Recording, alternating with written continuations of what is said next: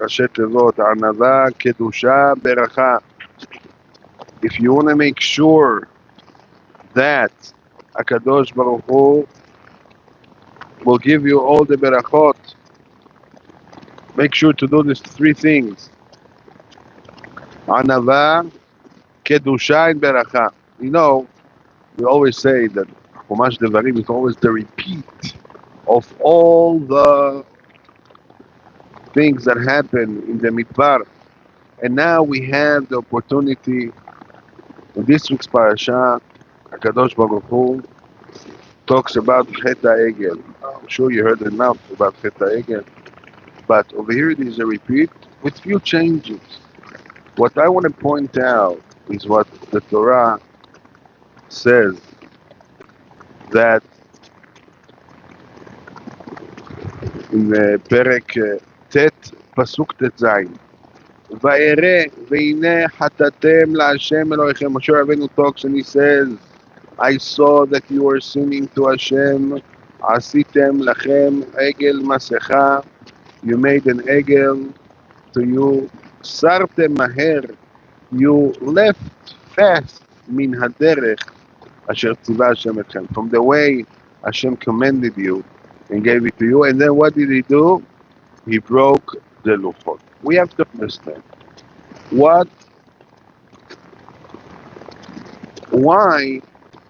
how come Am Yisrael came to such a situation? So difficult. How quick? I mean, they just received the Torah in Har Sinai. How come that the first opportunity they go ahead and they do? And more than that, the Torah in Parashat in Bamidbar says that the Eguel was belonging to Aharon HaKohen. The Eguel was part of Aharon HaKohen, meaning Chas v'Shalom. We all know that when they came to Aharon, Moshe Rabbeinu went up to Har Sinai. He said, we need 40 days. I'll come back in 40 days, wait for me. And he told them, gotta wait. When they thought that Moshe Rabbeinu is not coming back, and the Satan showed them the bed of Moshe Rabbeinu Kivyachol floating in the air, then they went to Aharon HaKohen and they told him, Kum aseh lanu Elohim, go ahead and make us a God, asher yalchu lefanenu, that they would walk in front of us. Ki zeh Moshe ha'ish lo yada'anu mi hayelo, because this Moshe, we don't know what happened to him. And so too, when they did the Eguel, they said, Ele Elohecha Yisrael asher hotziucha me'eretz Mitzrayim. These are your God, nation of Israel that took you out from Mitzrayim. Now, we don't understand. What do you mean? How can they came to such a situation? How come they're saying that this is what took them out from Mitzrayim? So the Ramban, Rabbi Moshe ben Nachman, explains that really, Am Yisrael, of course, they didn't come to a complete denial of the existence of Hashem. They didn't, of course, they did not believe that in this Eguel, Avoda Zara, Chas v'Shalom. No. He explains the following. He knew that Moshe Rabbeinu, they thought Moshe Rabbeinu disappeared. And now he's not going to come back. But they need someone to be a middleman between them and HaKadosh Baruch Hu. They need someone to be in between them and Hashem. And Moshe Rabbeinu, he helped them out. They cannot contact Hashem directly. They need someone to explain them, to help them to understand between them and Hashem. So they said, okay, Moshe Rabbeinu is not here. We don't have anyone to talk to. What should we do? Let's choose some other type of entity that will intermediate between us and Hashem. And therefore they chose an Eguel. Eguel, a calf, is the son of the shor, of a cow, of an ox. And therefore, this is the shor. We all know that the Merkava in Shamayim, where the Shekhinah resides on, has 4 legs. One of the four legs, says the Ramban, it's a form of an Eguel, of a calf. So therefore they said, of course, we need someone be to deliver the message between us and Hashem. Let's choose something that's already close to Hashem, which is an Eguel and a calf. So if it's true, according to the Ramban, we have to understand. Yeah, of course, the Ramban said they did not deny the existence of Hashem. They didn't look at the Eguel as an Avoda Zara. They only understood that they are part that they only thought that it's going to be the intermediate between them and Hashem. So that if it's so true, so why is Hashem so angry at them? Why? Why does he want to be in such a severe punishment? Heta Egel, so many died. Moshe Rabbeinu stood up and he said, Mila Hashem Elai, who thinks he belongs to Hashem? And then Spoilav Kol Bnei Levi, all the children of Shevet Levi, all the people from Shevet Levi gathered to him, and he told them, each one take his sword, and you got to kill whoever was involved in Cheta Egel. So why, if it's true that it was also only an intermediate, why did he get so angry? And now there's a beautiful explanation I heard once that explains to us the meaning of Cheta Egel and why he was so severe. Don't forget, because of Cheta Egel, Moshe Rabbeinu throws the Lukot Abrit and he breaks them down. And now Am Yisrael Kiviyachol are not in the same spiritual level. Why? So I heard a beautiful explanation. Instead, the reason was because Am Yisrael mistakenly did not listen to Moshe. Moshe Rabbeinu, before he went up to Har Sinai, he told them one sentence. He told them one thing. Remember, I'm not here. I'm not around. I cannot help you. I cannot talk to you. But there is Aharon and Hur. Aharon, my brother, my older brother, and Hur. Hur was his brother-in-law. And he told them, Mi Ba'al Devarim Yigash Alehem. Whoever has any questions should approach them and ask them. Now, instead of that, what did they do? When they decided they want to do the Egel, so they went up to Hur, they approached Hur, and Hur told them, what do you want to do? You want to do something else to replace Moshe Rabbeinu? No, of course not. And what did they do to Hur? They killed him. When Moshe Rabbeinu, they killed Hur, Moshe Rabbeinu said, I don't want to, Chas v'shalom, cause them to kill me also. So Aaron Cohen, right? I was just checking if you're listening, Freddie. Yeah, and Aaron said, you know what I'm going to do? What I'm going to do is I'm going to be with them. Let's see. Let's go with their head. He understood that he's going to refuse, they're going to kill him also. So he told him, you know what? I'm going to try to save time because Moshe Rabbeinu is for sure going to come back, right? We just miscalculated time. So what Aaron Cohen did, he said, okay, you know what? Yeah, you're right. Go, bring me gold. He thought bringing gold till you take out money from a Jew, it's very difficult. But the Satan was so strong, and they came back with all the gold Aaron Cohen told them to bring. He thought it's going to take them a day or two until they bring it. They brought it the same day. Then he had to do something with it. The problem was that they didn't follow the instructions Moshe Rabbeinu left them. Moshe Rabbeinu said, listen, guys, I'm not going to be here. If you have any problem, right, I'm giving you a replacement. You have Hur and you have Aaron. Instead of going up, approach Hur and Aaron and say, listen, here, Moshe Rabbeinu was late. He didn't come. He said 40 days, right? We all know that they miscalculated in 6 hours. But instead of that, they go up to Aaron and they say, Kum Lanu Elohim. No, you have to make a God for us. What do you mean? Just go ahead. Come to Aaron, approach Aaron, and then tell him, Aaron, what's going to happen? Moshe didn't come. What should we do? They already decided what to do. They wanted to tell Aharon, they didn't ask for an advice. They decided they know better. They decided they're going to do what they think it's the right thing to do. That's not right. They didn't have what it's called today. We call it Da'at Torah. Da'at Torah means that you're saying, me myself, I cannot think. Right now, I cannot take a decision. I'm going to go and ask a Gadol Israel, a rabbi, a big Talmid Chacham, what's his opinion. But they didn't want to know the opinion of Aaron. They thought they know the solution.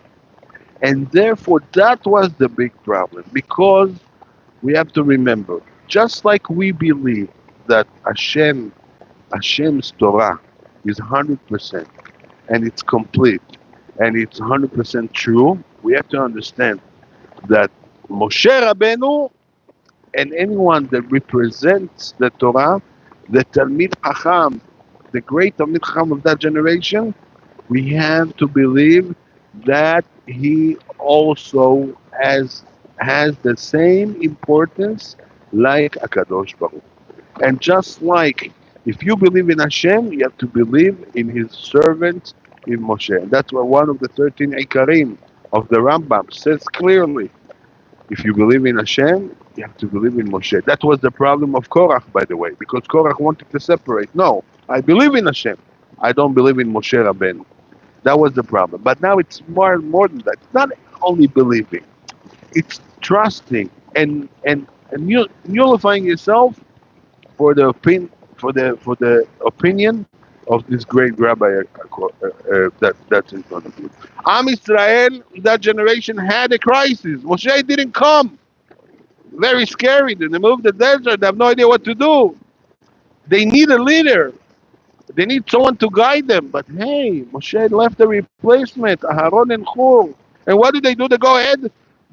Hur doesn't want to listen to them. They kill him. And Aharon Cohen is scared that they're going to do the same to him. So they didn't really want to hear from Aharon. They thought they know better. That's the worst thing. That's the worst thing. Now we understand what was really Chet HaEgel. Chet HaEgel was that Am Israel took the leadership to themselves. And Am Israel decided they know more. And Am Israel wanted to show, hey, I don't listen to the rabbis. I know better what's good for me. That's the worst thing. That's a very, very bad thing. Unfortunately, we saw it few times again and again in the Jewish history. But now we can understand another thing that we hear Parashat Chukat about Paraduma. We know Paraduma is an interesting mitzvah of Paraduma that you find red heifer, right? You say in English? It has to be completely red, not more than two black hairs, and if you find it, if you have a cow giving birth to a red heifer, you watch it, you don't work with it, you don't do anything with it, you keep it, and you do anything with it, and then you bring it as a special korban, kohen does shechita on it, and then he burns it, and he takes the ashes, with some pure water, he sprinkles them on anyone that was tameh, and he make him tahor. And everyone asks, this is something that it's hard to understand, how does it work? And the real question is, well, how come that he can purify the man, but whoever deals with it and makes it, he becomes the tameh.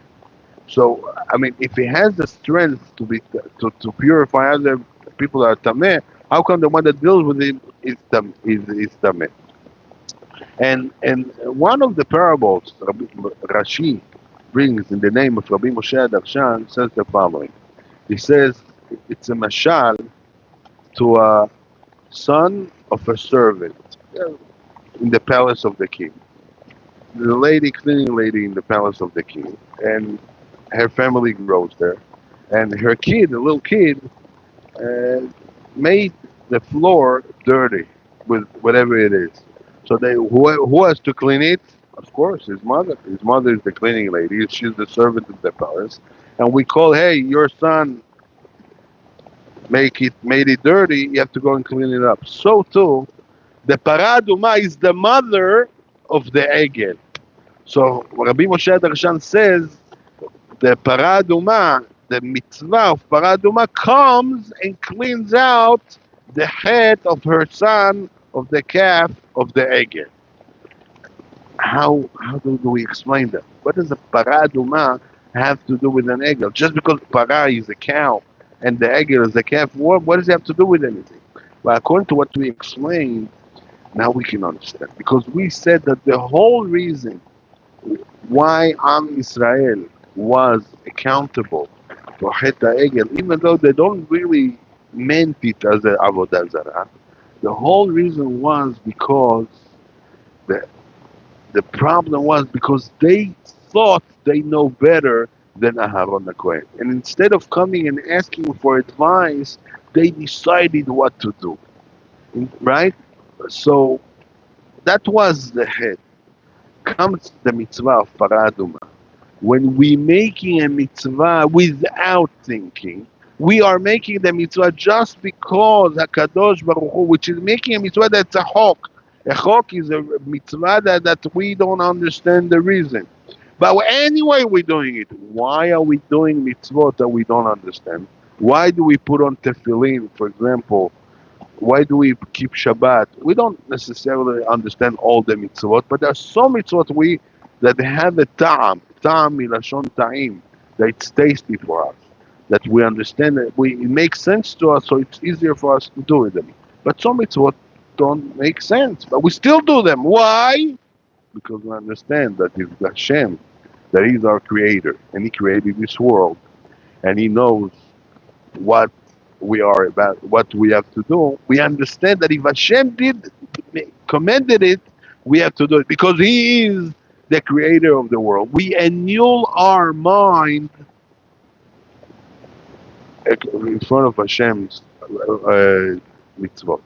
So the mitzvah of paraduma that we are making, because even though we don't understand, that fixes up the Chet HaEgel. Because in that we're saying we're not looking in what we are not. We don't think we know what we're doing. No, Zot, and therefore that's what it says. Zot Chukat HaTorah in Parashat Chukat.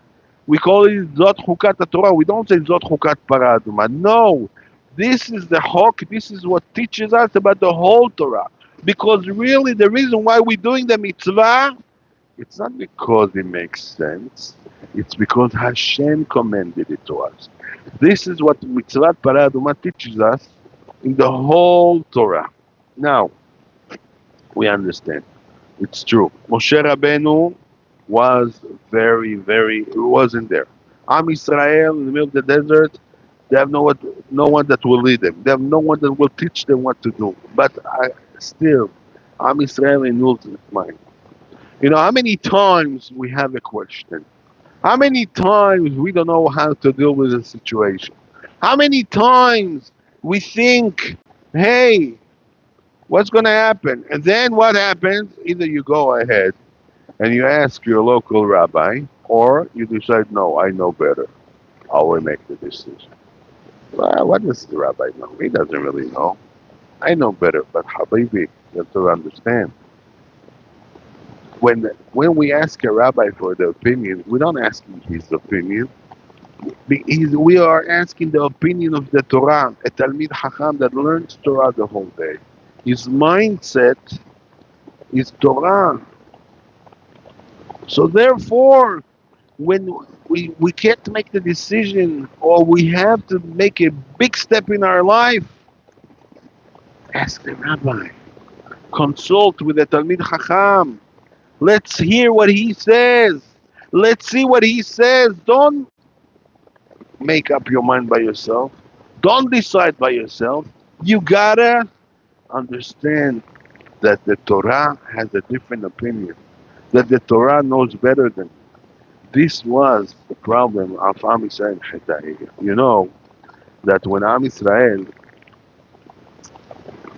when they received the Torah in Har Sinai, says the Midrash, there were two angels coming down on top of every person that received the Torah in Har Sinai and gave them two crowns. Two crowns, right? Remember in kindergarten, they came out with a crown? So Am Israel in Har Sinai received two crowns. Two crowns. Why two crowns? One for Naaseh and one for Nishma. Now think about it. Am Israel, when they received the Torah, and Moshe Rabbeinu came over to them and they said, what did they say? Of course, Naaseh and Nishma. We will do and then we will listen. Meaning, first, the basic idea of was Naaseh. First, we're going to do it.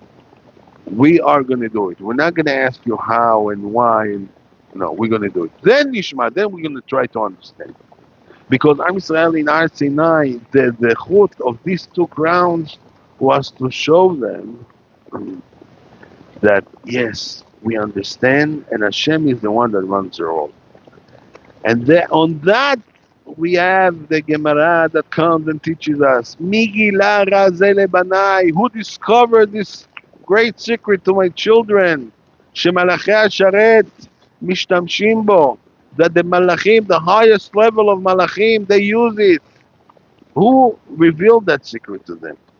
The idea is like this. When you come and you renew yourself, this is what you understand. This is what gets you to understand what's God Torah. And therefore they had the zechut to receive these two crowns. Because the one crown for Naaseh, for being willing to do what they don't really understand, and the other crown is for the really for understanding and knowing what they want to do. This is a big, big, big issue here. This is a big issue. This is to be continued. Maybe we'll continue it tomorrow, Bezrat Hashem. But these are the two crowns. These are the two crowns that we received. Chet Eguel was that they thought they knew better. They didn't follow Moshe Rabbeinu's instructions. They didn't come to Aaron and ask him, give us advice, what should we do? And they killed him. That's what made Hashem crazy, angry on them. And that's why Moshe Rabbeinu broke the Lukot. Yeh Ratzon, that we should always be able to hold ourselves back and understand that we really don't know anything. We have to understand, we have to approach the rabbis of the generation, talk to them and ask them their opinion. And this is how we should manage our life. Yeh Ratzon, that we all should have a great day.